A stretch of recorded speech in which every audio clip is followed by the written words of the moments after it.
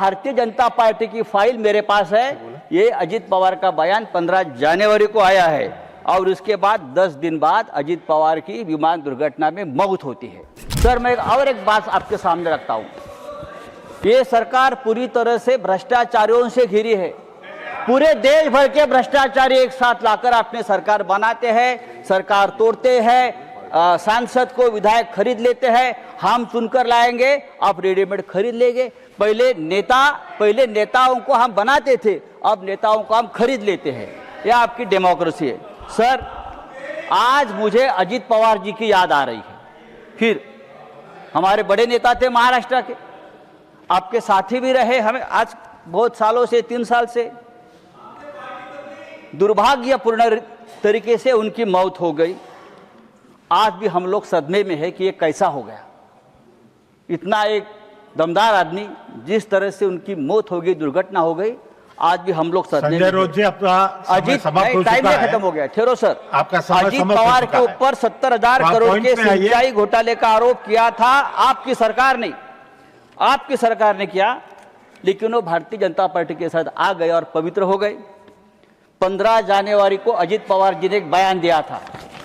15 जनवरी को अजित पवार ने बयान दिया था और भारतीय जनता पार्टी को एक जवाब दिया था। आप सब्जेक्ट के बाहर क्या कहा था कि अगर आप सिंचाई घोटाले का आरोप करते हो, ये विषय नहीं है, सिंचाई घोटाले का आरोप करते हो तो सिंचाई घोटाले का पैसा सब हमने नहीं खाया है। भारतीय जनता पार्टी ने भी इस सिंचाई घोटाले में जमकर पैसा खाया है और भारतीय जनता पार्टी की फाइल मेरे पास है। ये अजित पवार का बयान 15 जनवरी को आया है और उसके बाद 10 दिन बाद अजित पवार की विमान दुर्घटना में मौत होती है। देखिए, मैं आरोप नहीं कर रहा हूं, लेकिन ये मौत रहस्यपूर्ण है।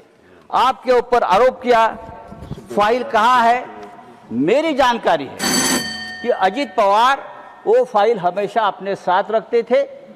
जब मुंबई से वो निकले बारामती में, तब भी वो फाइल उनके पास थी और आधे घंटे में अजित पवार जी की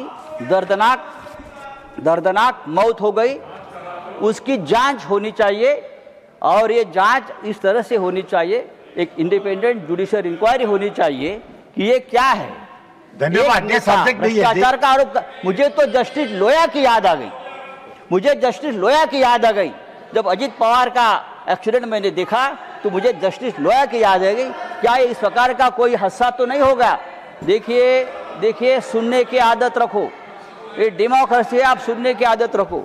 सर, आपकी सरकार अगर डेमोक्रेटिक तरीके से आई है। धन्यवाद सर, 1 मिनट दीजिए। एक मिनट भी नहीं है अभी सर। हाउस एडजॉर्न करना है। सर, समाप्त कीजिए। ये सरकार हिंदुत्व की बात करती है, लेकिन इस देश में सबसे ज्यादा तकलीफ में अगर कोई होगा तो हिंदू है।